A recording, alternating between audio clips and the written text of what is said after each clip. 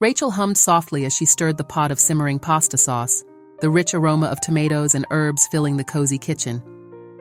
The afternoon sun streamed through the window, casting a warm glow on the worn but well-loved dining table where her 10-year-old son, Noah, usually did his homework.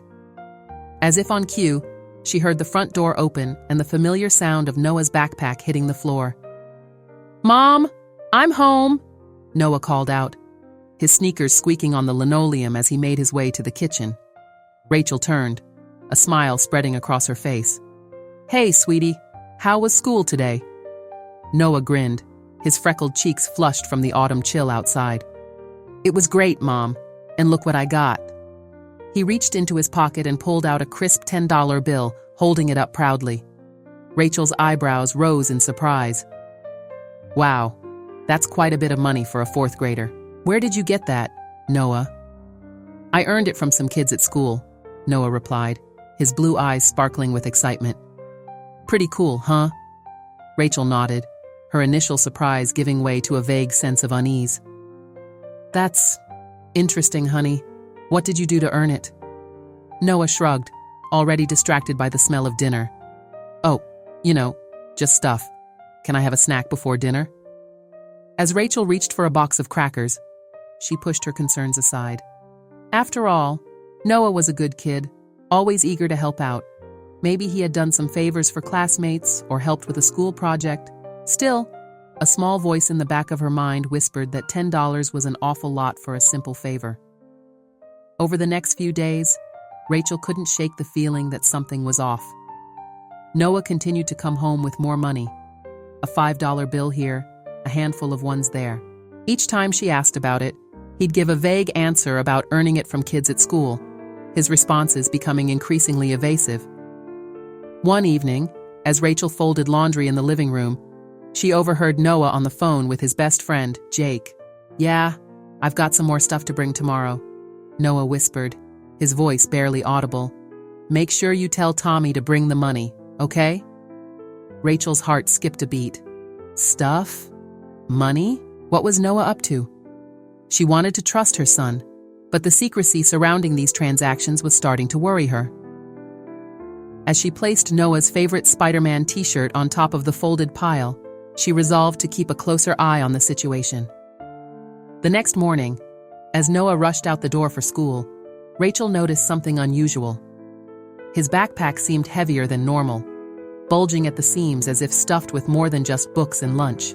She watched from the window as he met up with Jake at the corner, the two boys huddled together, whispering excitedly before heading off to school. Rachel sighed, running a hand through her auburn hair. She couldn't shake the feeling that her once open and carefree son was hiding something from her. The money, the hushed phone calls, the overstuffed backpack, it all pointed to a secret that Noah was keeping close to his chest. As she went about her day, cleaning the house and catching up on work emails, Rachel's mind kept wandering back to Noah's behavior. She remembered the parenting books she'd read when Noah was younger, all emphasizing the importance of open communication and trust between parent and child. Had she somehow failed in fostering that openness?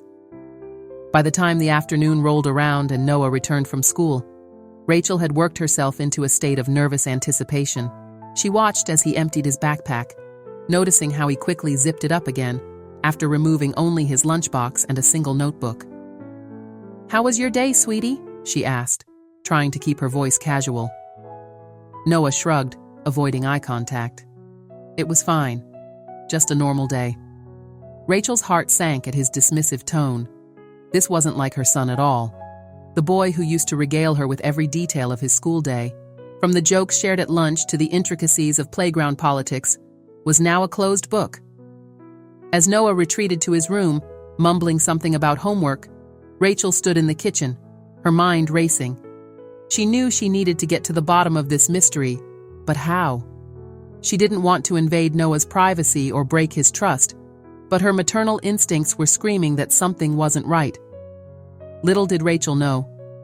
The truth behind Noah's sudden influx of cash and secretive behavior was about to come to light, and it would challenge her in ways she never expected. Noah's secretive behavior. The days that followed were a whirlwind of conflicting emotions for Rachel. On the surface, life continued as normal. Breakfasts were made, homework was completed, and family dinners were shared. But beneath this veneer of normalcy, Rachel could sense a growing tension, a subtle shift in the dynamics of her relationship with Noah. She noticed the little things first. Noah, once an open book, eager to share every detail of his day, now gave monosyllabic answers to her questions. His bright, engaging smile seemed forced, his eyes often darting away when she tried to engage him in conversation. The change was subtle, but unmistakable, like a favorite song played slightly out of tune. One afternoon, as Rachel was tidying up Noah's room, a task that had always been a source of playful banter between them, she noticed something odd. The shelves that had once been crowded with action figures, stuffed animals, and various knickknacks collected over the years now seemed emptier. She ran her fingers over the dust-free spots where certain toys used to sit, a frown creasing her brow.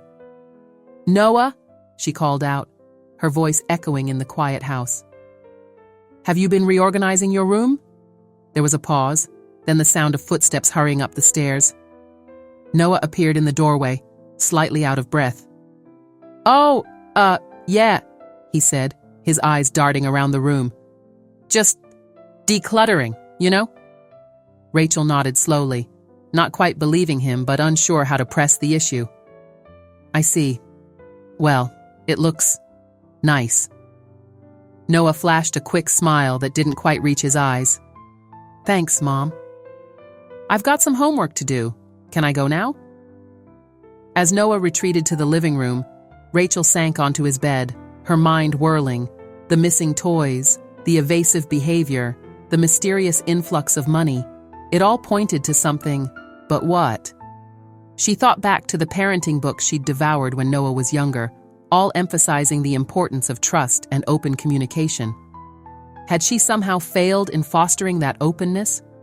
Over the next few days, Rachel found herself watching Noah more closely, noting every hushed phone conversation, every secretive glance at his backpack.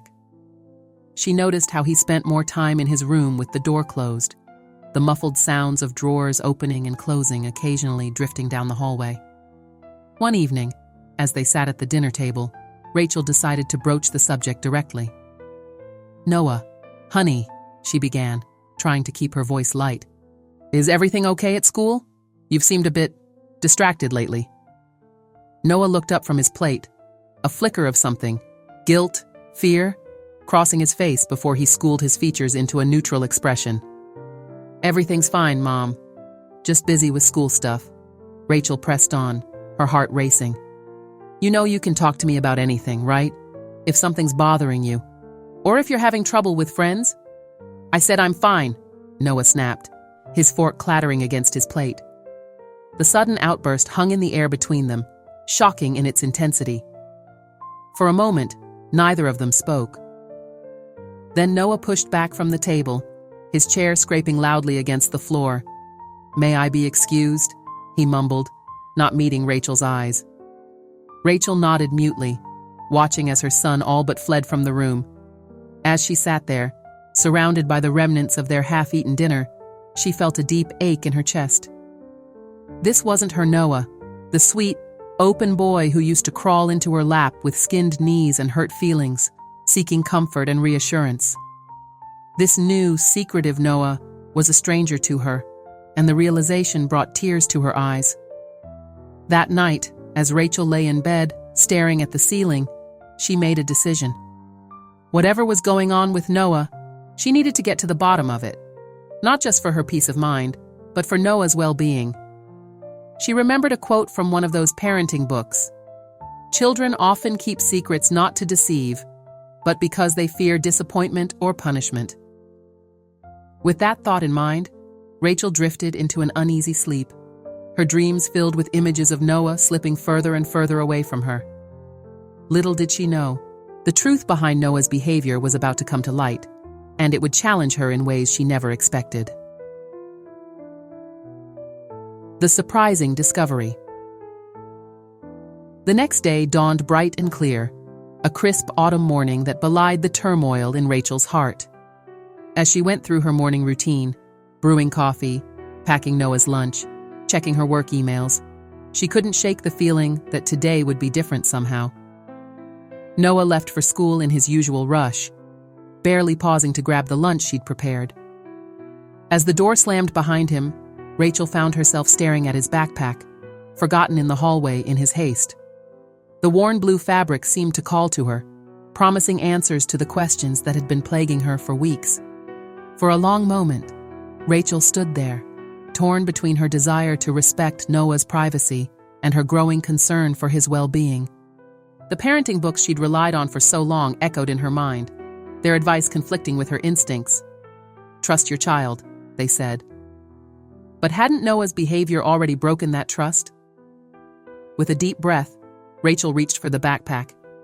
It was heavier than she expected, the weight of secrets pressing against her hands. As she unzipped it, her heart pounding in her chest, she braced herself for what she might find. What tumbled out onto the kitchen table wasn't at all what she had feared. There were no illicit substances, no stolen goods. Instead, a cascade of familiar objects spilled forth. Action figures with chipped paint, video game cartridges, even Mr. Snuggles, the stuffed elephant Noah had slept with every night until he was 8. Rachel's brow furrowed in confusion as she sifted through the items. These were Noah's toys, things she thought he'd outgrown or lost interest in years ago. Why were they stuffed in his backpack? As she examined the toys, a small notebook caught her eye. It was wedged between 2 action figures, its cover adorned with stickers of superheroes. With trembling hands, Rachel opened it, and the mystery that had been plaguing her for weeks suddenly unraveled. Inside the notebook was a meticulously kept ledger, column after column of toy names, accompanied by prices and the names of Noah's classmates. Some entries were crossed out, others circled or starred. At the bottom of each page was a running total, the numbers growing larger with each turn. Rachel sank into a kitchen chair, the notebook clutched in her hands. The pieces of the puzzle were falling into place, the mysterious money, the secretive behavior, the emptying shelves in Noah's room. Her son hadn't been involved in anything dangerous or illegal. He had been selling his own toys to his classmates. A mix of emotions washed over Rachel, relief that the situation wasn't as dire as she'd feared, sadness at the thought of Noah parting with his cherished possessions, and a twinge of hurt that he hadn't felt he could come to her about this. As she flipped through the pages, more details emerged.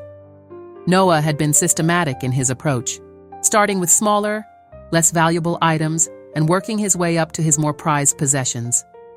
The most recent entry caught her eye, Mr. Snuggles, priced at $15 with Tommy's name next to it. Rachel's heart clenched.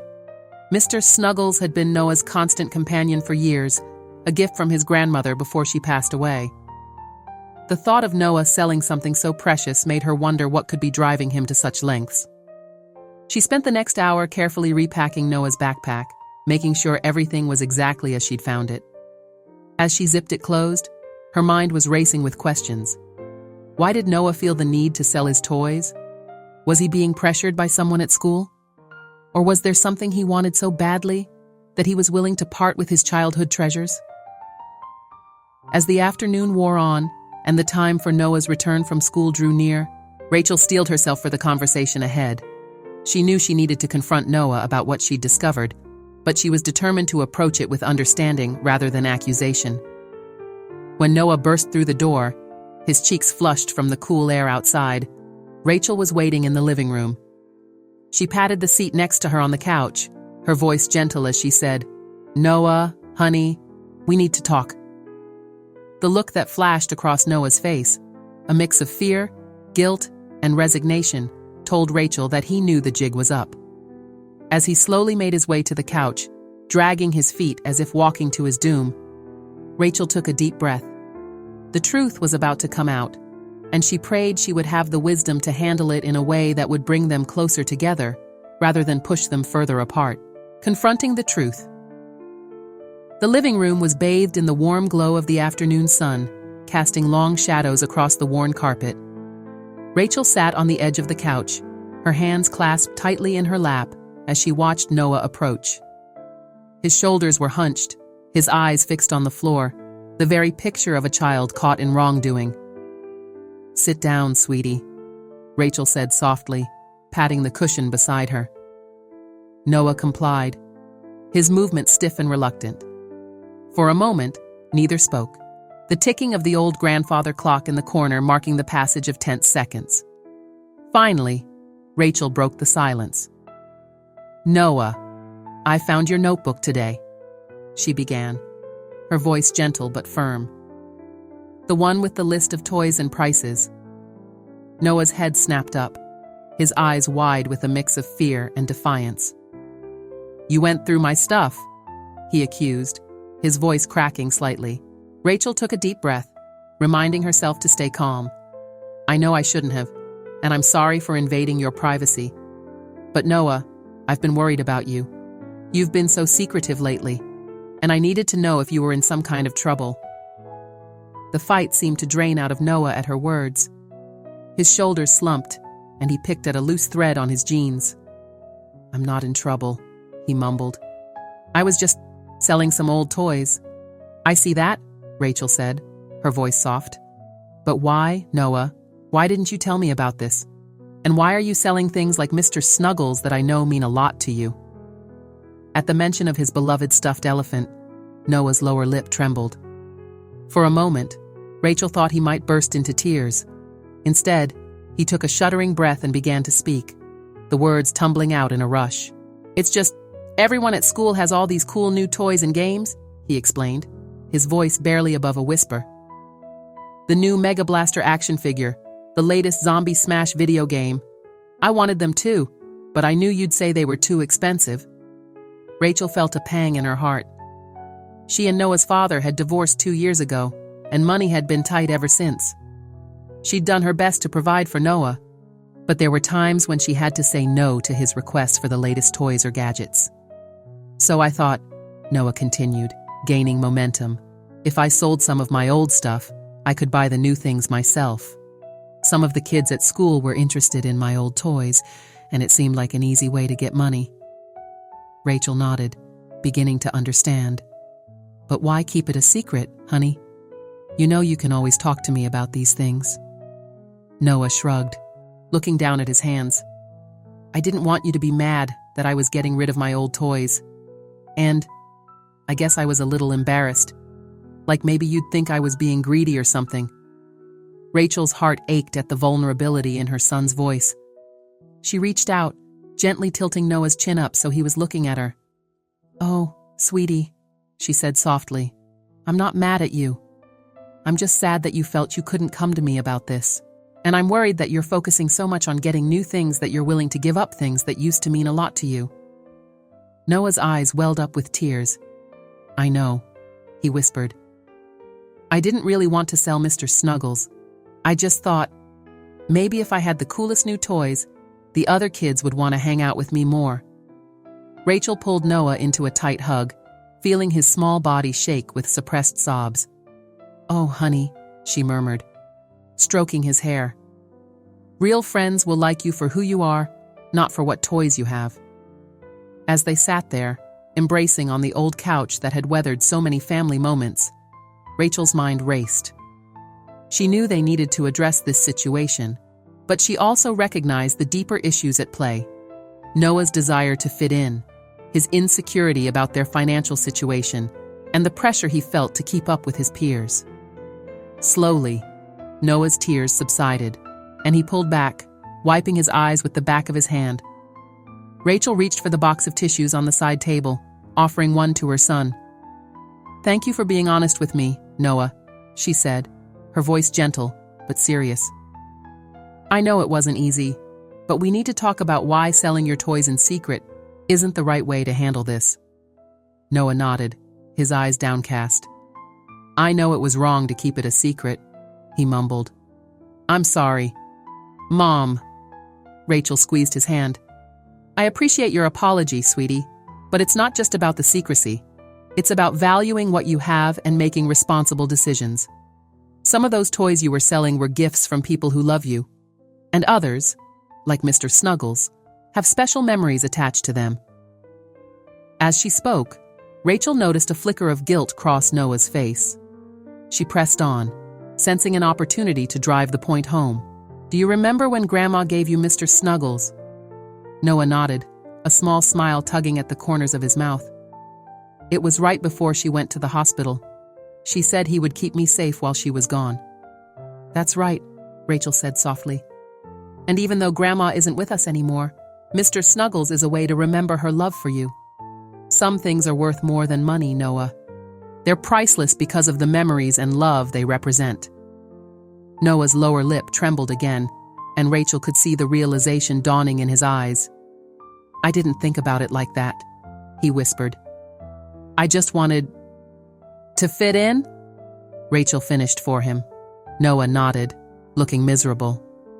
Rachel took a deep breath, knowing they had reached a crucial moment.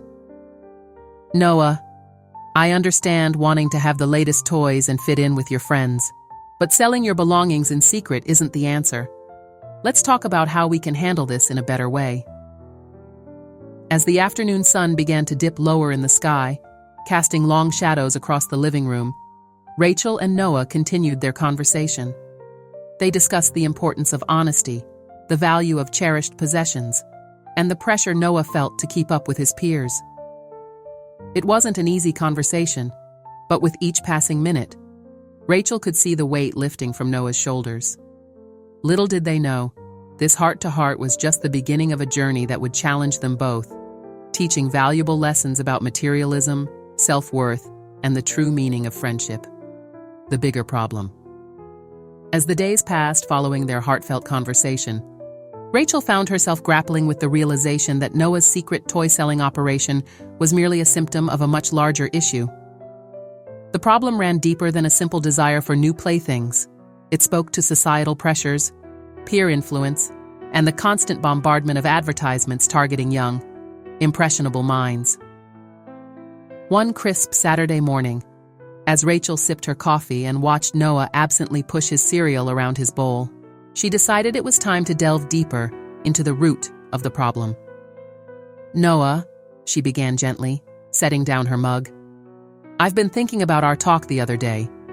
Can you tell me more about why you felt you needed these new toys so badly?" Noah looked up, his spoon clattering against the side of the bowl.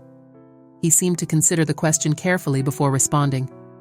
"It's just, at school. It feels like everyone's always talking about the latest stuff." She remembered her own childhood desires for the latest trends, but it seemed the pressure had intensified in the age of social media and targeted advertising. "I see," she said thoughtfully. "And when you see all these ads and hear your friends talking about these things, how does it make you feel?" Noah's shoulders slumped slightly, like I'm missing out, I guess. Like maybe there's something wrong with me because I don't have all that stuff.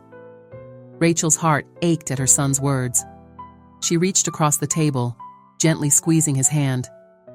"Oh, sweetie, there's absolutely nothing wrong with you. But I think we need to talk about how we view material things and what really matters in life." Over the next hour, as their cereal grew soggy and forgotten, Rachel and Noah had a deep conversation about materialism, self-worth, and the tactics companies use to make people want their products. Rachel explained how advertisements are designed to create a sense of need, and how social media can make it seem like everyone else has something you don't. "But here's the thing, Noah," Rachel said, her voice warm but firm.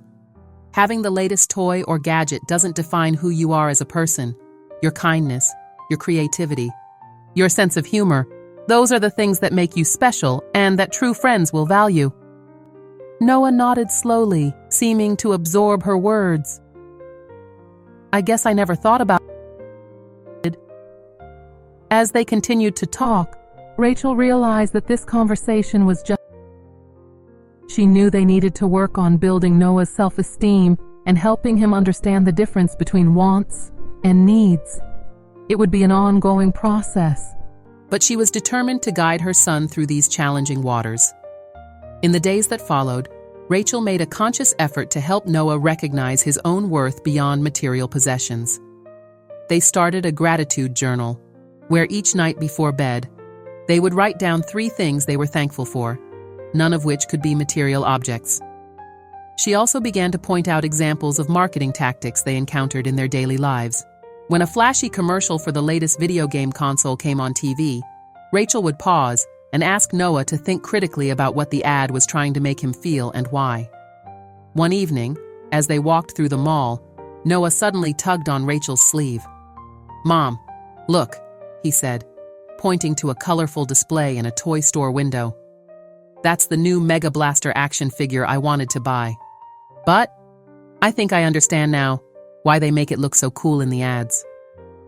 Rachel felt a surge of pride at Noah's insight. "That's right, honey. They want you to think you need it to be happy. But what do you think? Do you really need it to be happy?" Noah thought for a moment, then shook his head. "No, I guess not. I mean, it would be fun to play with, but I have lots of other toys I enjoy too." As they continued their walk, Rachel realized that while they had made progress, the journey was far from over. The allure of new possessions and the pressure to fit in would always be present in Noah's life. But she was determined to equip him with the tools to navigate these challenges, to help him understand that his worth came from within, not from the things he owned. The mall lights glinted off the polished floor as they made their way towards the exit, and Rachel couldn't help but feel a glimmer of hope. They had taken the first steps towards addressing the bigger problem, and though the road ahead might be challenging, she knew they would face it together. A learning moment. The gentle rustle of leaves and the distant laughter of children filled the air as Rachel and Noah made their way through the local park. It was a beautiful Sunday afternoon, the kind that seemed to stretch endlessly with possibility. Rachel had suggested the outing as a way to spend quality time together and continue their ongoing conversations about values and materialism. As they walked, Noah's eyes were drawn to a group of kids gathered around a park bench, excitedly showing off what appeared to be new toys. Rachel noticed her son's gaze lingering on the scene, his steps slowing as they approached. "Those look like the new Cosmic Crusaders figures," Noah said, a hint of longing in his voice. "Jake from school has the whole set." Rachel nodded, recognizing an opportunity for a teachable moment. "They do look pretty cool," she agreed. "But remember what we talked about. It's not the toys that make Jake interesting or fun to be around. What do you like about hanging out with Jake?" Noah considered this for a moment, his brow furrowed in thought. "Well, he's really good at making up stories for our action figures. And he always shares his snacks at lunch. Oh, and he stood up for me when Tommy was being mean last week." Rachel smiled, squeezing Noah's hand. "Those sound like great qualities in a friend, and none of them have anything to do with what toys he owns, right?" Noah nodded slowly, a look of understanding dawning on his face. "Yeah, I guess you're right. Jake would still be fun to hang out with, even if he didn't have those new toys." As they continued their walk, Rachel steered them towards a quieter area of the park. They found a secluded bench overlooking a small pond, where ducks lazily paddled across the surface, creating gentle ripples in the water. "Noah," Rachel began, her voice gentle but serious, "I've been thinking about your toy collection at home. I know we've talked about the importance of not always chasing after the newest things, but I also understand that sometimes it's nice to have something new. What do you think about going through your toys together and deciding which ones you might want to let go of?" Noah's eyes widened slightly. "You mean, get rid of my toys?" Rachel shook her head, smiling reassuringly. "Not get rid of them, exactly. I was thinking we could donate some of the ones you've outgrown or don't play with anymore. There are lots of kids who would love to have toys to play with but can't afford them." For a moment, Noah was quiet, his eyes fixed on the pond before them. Rachel could almost see the wheels turning in his head as he processed the idea. "I guess that could be okay," he said slowly. "But can I keep some of my special ones? Like Mr. Snuggles and the action figure set Grandpa gave me for my birthday." Rachel nodded, feeling a surge of pride at her son's willingness to consider the idea. "Of course, honey. We'll go through everything together and you can decide what you want to keep and what you're ready to pass on to other kids who might need them more. As they sat there, the afternoon sun warming their faces, Rachel began to explain the concept of donating to charity. She told Noah about local organizations that collected toys for children in need, and how their donations could bring joy to kids who might not otherwise have many toys to play with. Noah listened intently, his initial reluctance giving way to curiosity and then enthusiasm. "Could we maybe go to the toy store and pick out a new toy to donate to?" he asked, his eyes shining with excitement. Rachel felt her heart swell with pride. "That's a wonderful idea, Noah. We can definitely do that." As they made their way home, their conversation turned to the logistics of their toy sorting project. They decided to tackle it the following weekend, making it a fun event with music and snacks. Rachel also suggested they could research different charities together, allowing Noah to choose where he wanted his toys to go. That night, as Rachel tucked Noah into bed, she noticed him looking thoughtfully at the shelves lined with his toys. "What's on your mind, sweetie?" she asked, smoothing his hair back from his forehead. Noah turned to her, a small smile on his face. "I was just thinking, maybe I don't need so many toys to be happy. Maybe it'll feel good to share some of them with kids who don't have as much." Rachel leaned down, pressing a kiss to his forehead. "I think you're right, Noah, and I'm so proud of you for thinking of others. Get some sleep now. We've got a big project ahead of us this weekend." As she turned out the light and closed Noah's door, Rachel felt a sense of hope and accomplishment. They had taken an important step today, not just in addressing Noah's materialism, but in fostering a sense of empathy and generosity. She knew there would be challenges ahead, but for now, she allowed herself to bask in the glow of this small victory, moving forward with honesty. The weeks that followed brought a whirlwind of activity and change to the Henderson household. True to their plan, Rachel and Noah spent a Saturday afternoon sorting through his toy collection. What started as a potentially daunting task turned into an unexpectedly enjoyable bonding experience, filled with laughter, reminiscing, and the occasional bittersweet moment of letting go. As they worked, Noah surprised Rachel with his thoughtfulness and generosity. He carefully considered each toy, weighing its sentimental value against the joy it might bring to another child. Rachel watched with pride as her son made mature decisions, setting aside beloved but outgrown toys for donation. "Mom, look at this," Noah said, holding up a well-worn action figure. "Remember when I used to take this guy everywhere? I haven't played with him in ages, but I bet some other kid would love him." Rachel nodded, her heart swelling with emotion. "That's very kind of you, Noah. I'm sure whoever receives this toy will treasure it as much as you did." As the afternoon wore on, they amassed a sizable pile of toys for donation. Noah insisted on writing a small note to accompany each toy, explaining why it was special to him and wishing its new owner joy. Rachel marveled at her son's empathy and creativity, recognizing the growth he'd undergone in such a short time. The following week, they visited a local children's charity to drop off the donations. Noah's face beamed with pride as he handed over the box of toys, each with its personalized note attached. The gratitude expressed by the charity workers left a lasting impression on both mother and son. On the drive home, Noah was uncharacteristically quiet, staring out the window with a thoughtful expression. "You okay, sweetie?" Rachel asked, glancing at him in the rearview mirror. Noah nodded slowly. "Yeah, I'm good. I was just thinking. It felt really nice to give those toys away. Like, better than getting new ones." Rachel smiled, her eyes misting slightly. "That's the joy of giving, Noah. Sometimes, making others happy can bring us more satisfaction than getting things for ourselves." As they settled back into their routine, Rachel noticed subtle but significant changes in Noah's behavior. He seemed more content with what he had, less fixated on acquiring the latest toys or gadgets. When his birthday rolled around, instead of the usual long list of desired presents, Noah asked if they could sponsor a child through a global charity, providing essentials like food and education. The open communication that had been established during their initial confrontation about the secret toy selling continued to flourish. Noah began coming to Rachel with his concerns and questions, no longer feeling the need to hide his thoughts or actions. One evening, as they sat at the kitchen table doing homework and paying bills respectively, Noah looked up from his math worksheet with a serious expression.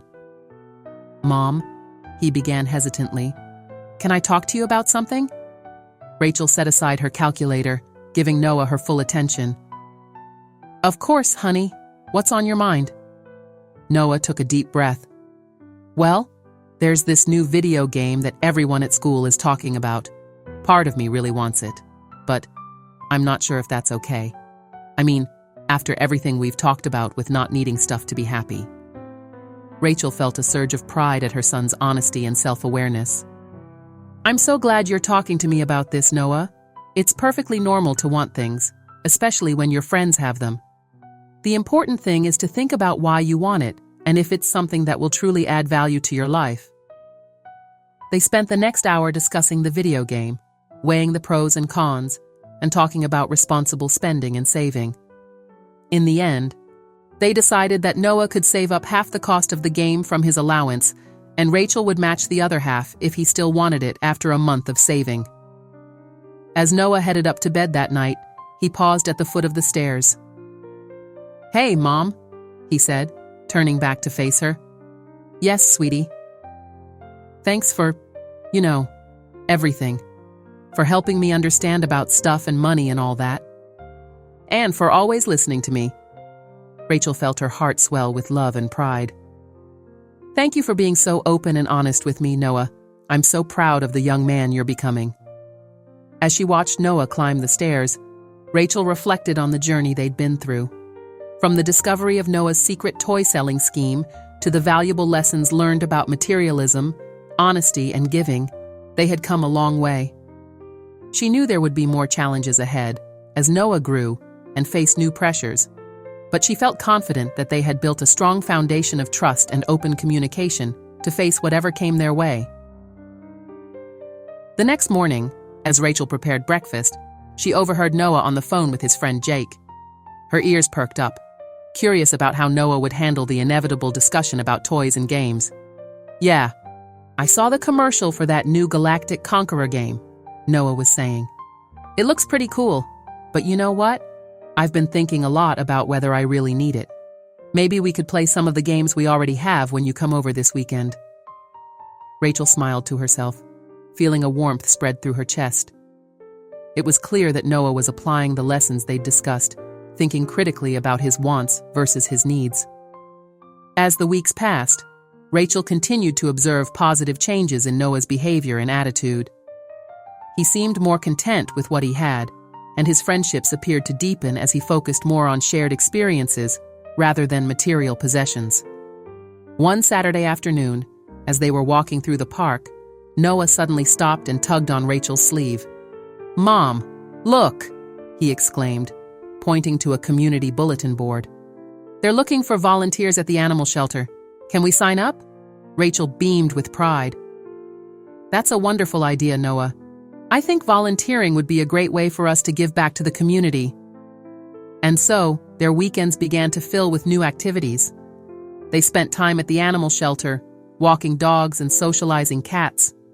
Noah discovered a passion for helping animals, and Rachel watched as her son's confidence grew with each visit. They also started a small vegetable garden in their backyard. Noah threw himself into the project with enthusiasm, researching the best plants to grow and diligently tending to the seedlings.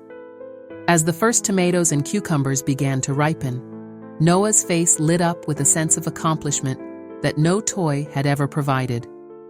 One evening, as they sat on the back porch admiring their flourishing garden, Noah turned to Rachel with a serious expression. "Mom, I've been thinking about something," he began. "What's on your mind, sweetie?" Rachel asked, giving him her full attention. Noah took a deep breath. "Remember how I used to always want the newest toys and stuff? I think I understand now why that wasn't making me happy. It's like, the more I wanted, the less happy I felt with what I had." Rachel nodded encouragingly, her heart swelling with pride at her son's insight. "But now," Noah continued, "with the volunteering and the garden and everything, I feel really good. Like I'm doing something important, you know?" Rachel reached out and squeezed Noah's hand. "I do know, honey. and I'm so proud of you for realizing that. You're learning some really important lessons about what truly brings happiness and fulfillment in life. As the sun began to set, casting a warm glow over their little garden, Rachel reflected on the journey they'd been through. From the discovery of Noah's secret toy-selling scheme to these moments of profound understanding, they had come so far. She knew there would be more challenges ahead: peer pressure, societal expectations, and the constant barrage of advertising wouldn't simply disappear, but she felt confident that they had built a strong foundation of values, critical thinking, and open communication to face whatever came their way. That night, as Rachel tucked Noah into bed, she noticed something different about his room. The shelves that had once been crowded with toys now held books, a few cherished action figures, and small potted plants. On his bedside table sat a framed photo of Noah with a big, fluffy dog from the animal shelter. "Good night, Mom," Noah said, snuggling into his blankets. "I love you." "I love you too, sweetie," Rachel replied, leaning down to kiss his forehead. "Want sweet dreams." As she turned out the light and closed the door, Rachel felt a sense of peace wash over her. They had faced a difficult situation together and come out stronger on the other side. Noah was growing into a thoughtful, empathetic young man, and she couldn't be prouder. Walking down the hallway, Rachel paused to look at a family photo hanging on the wall. It showed her and Noah, arms around each other, laughing in the sunshine. She smiled, touching the frame gently. The journey of parenting was never easy, but moments like these, moments of growth, understanding, and connection, made every challenge worthwhile. As she settled into her own bed that night, Rachel felt grateful for the unexpected lessons that had come from Noah's secret toy-selling adventure. It had opened the door to important conversations about values, materialism, and what truly matters in life. And while she knew there would be more hurdles to overcome as Noah grew older, she felt confident that they had laid a strong foundation for facing them together, with honesty, empathy, and love. Disclaimer: this channel does not support or tolerate any form of discrimination, racism, prejudice, or violation of human rights. The stories presented here are original and created by the author with the aim of promoting reflection, awareness, and dialogue. All content is developed with respect for diversity and the dignity of all people.